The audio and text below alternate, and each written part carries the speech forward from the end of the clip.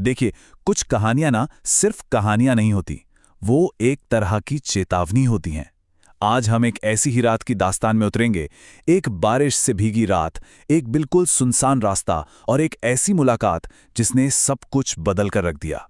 तो कहानी की शुरुआत होती है एक ऐसी रात से जहां सर्दी इतनी है कि वो जैसे हड्डियों में उतर जाती है, इतनी ठंड कि सोच तक जम जाए। पूरा शहर घने कोहरे की चादर में लिपटा हुआ था। ऐसा लग रहा था मानो रात धीरे धीरे एक एक गली को निगल रही हो। और इसी ठंड से बचने के लिए अलाव के चारों तरफ कुछ दोस्त बैठे हैं। आग की लपटों से थोड़ी बहुत राहत पाने की कोशिश कर रहे हैं। पर आज रात की ठंड कुछ अलग ही थी।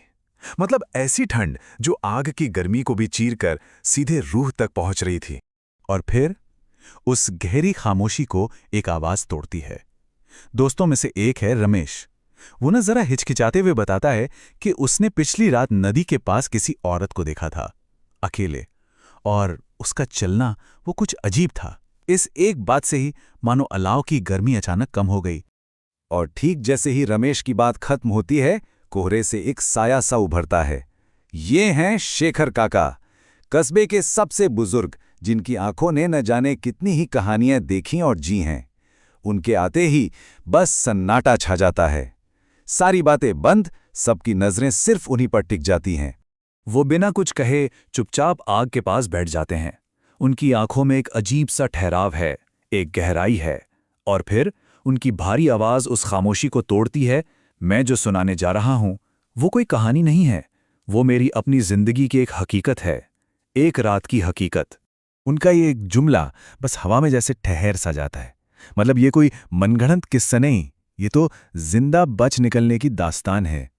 और अब वहां सिर्फ मौसम की ठंड नहीं थी, अब एक अनजाने डर की ठंड थी जो सबको अपनी चपेट में ले रही थी। और फिर शेखर काका ने अपनी कहानी सुनानी शुरू की। बात कई साल पुरानी है। वो पास के ही एक गांव भैरवपुर से लौट रहे थे। रात काफी हो चुकी थी और बारिश थी कि रुकने का नाम ही नहीं ले रही थी। तो बारिश से बचने के लिए वो रास्ते में एक अकेली सी चाय की दुकान पर रुक गए। और तभी वो औरत वहां थी, एकदम अचानक, जैसे कहीं से प्रकट हो गई हो। कोई आहट नहीं, कोई आवाज नहीं, बस वो उनके ठीक बगल में आकर खड़ी हो गई। उस औरत ने बड़ी अजीब सी गुजारिश की, बेटा जरा आगे तक छोड़ देगा, उस पुरानी हवेली तक। अब हवेली का नाम सुनते ही आग के पास बैठे दोस्तों की आंखों में एक डर सा दौड़ जाता है। सब जानते थे उस हवेली के बारे में कोई अच्छी बातें नहीं करता था। औरत ने उन्हें चेताया, बेटा आगे नदी का मुख्य पुल तो टूटा हुआ है। और फिर उसने एक दूसरा रास्ता सुझाया, जंगल के बीच से एक शॉर्टकट। अब काका के सामने एक बहुत मुश्किल फैसला था। एक तरफ लंबा पर जाना पहचाना रास्ता, और दूसरी तरफ एक छोटा पर बिल्कुल अनजान और खतरनाक रास्ता। और उन्होंने हां कर दी, बस वो एक हां जिसने सब कुछ बदल दिया। काका उस वक्त ये नहीं जानते थे कि वो एक ऐसे रास्ते पर कदम रखने जा रहे हैं जहां से शायद लौटना मुमकिन ही ना हो। जंगल के उस रास्ते पर बस पहला कदम ही रखा था कि जैसे हवाई बदल गई। अब वो ठंडी नहीं बल्कि भारी और दम घोटने वाली महसूस हो रही थी। और पेड़ों के बीच से जो हवा गुजर रही थी ना, उसकी आवाज किसी की सिसकियों जैसी लग रही थी। जंगल और घना होता जा रहा था। पेड़ों की डालियों ने मिलकर जैसे आसमान को पूरी तरह ढक लिया था। दूर से किसी जानवर के चीखने की एक तेज आवाज आई।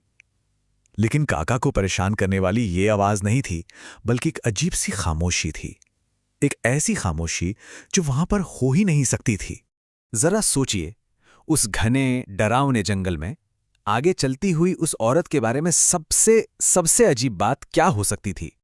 और फिर उन्हें एहसास हुआ, उनके खुद के जूतों की आवाज कीचड़ में छप छप कर रही थी।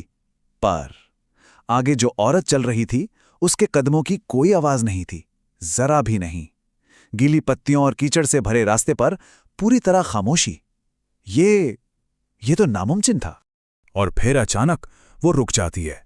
सामने एक टूटा फूटा एकदम वीरान सा घर खड़ा था। वो उसकी तरफ इशारा करके कहती है, आ गए। और फिर वो कुछ ऐसा कहती है जिसे सुनकर काका के पैरों तले से जैसे जमीनी खिसक जाती है। उसके वो शब्द उस जंगल की खामोशी में जैसे गूंज उठते हैं। और ठीक उसी पल जब काका का दिल खौफ से धड़क रहा था, आसमान ने जैसे इसका जवाब दिया, एक चमक में छिपा सच।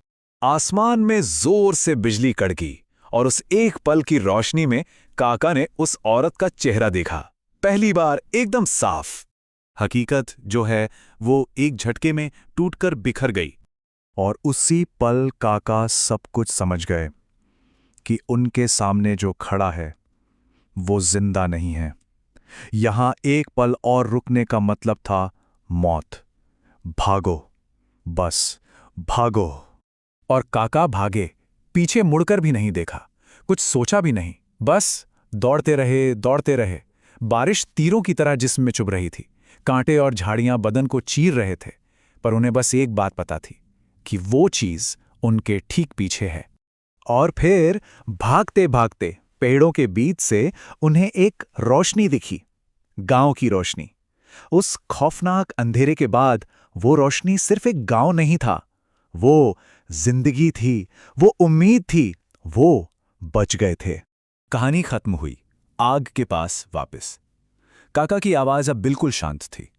उन्होंने दोस्तों को बताया कि उस रात ने उन्हें एक सबक सिखाया, और उस सबक के बाद उन्होंने एक कसम खाई। और फिर एक दूसरी कसम, एक ऐसी कसम जो शायद आज भी उनकी रातों में गूंजती होगी। अपनी बात खत्म करके शेखर काका उठे और वापस उसी कोहरे में चले गए जहां से वो आए थे। उनके जाने के बाद अलाव के पास सिर्फ और सिर्फ खामोशी थी, क्योंकि उस रात उन दोस्तों ने सीखा था कि कभी-कभी सबसे डरावनी कहानी वो होती है जिसमें कोई आवाज नहीं होती,